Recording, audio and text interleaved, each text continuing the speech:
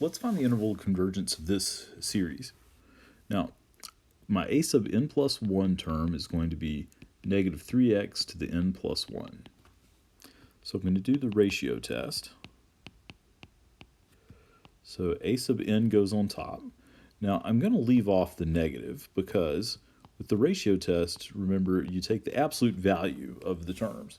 So I'm just going to leave the negative off. And same thing down here for my a sub n term.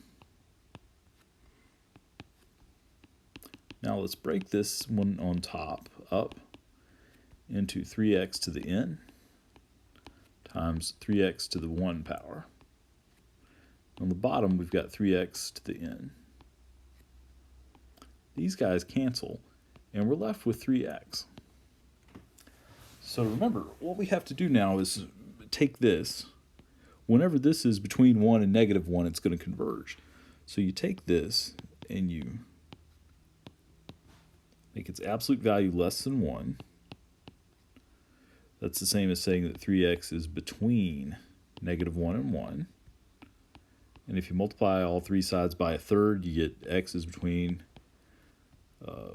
negative 1/3 and positive 1/3. So these are the endpoints of our interval of convergence. We just have to check them. Let's check x equals negative 1/3. I'm going to plug that negative 1/3 in for this x here.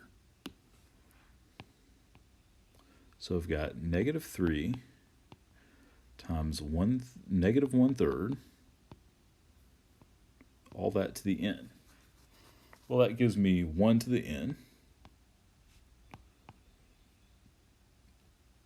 So it's just adding up an infinite string of 1s. So this diverges.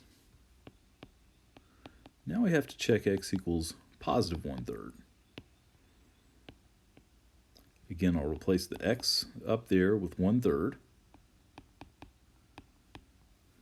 And when I do that, I get 1 to the n. Or actually, it's negative 1 to the n. That also diverges because it's adding up 1 minus 1 plus 1 minus 1. Actually, I guess it starts with a negative here because we start out with n equals 1. But it doesn't really matter. Either way, it diverges. So that means that my interval of convergence is the interval from minus 1/3 to positive 1/3, not including either endpoint.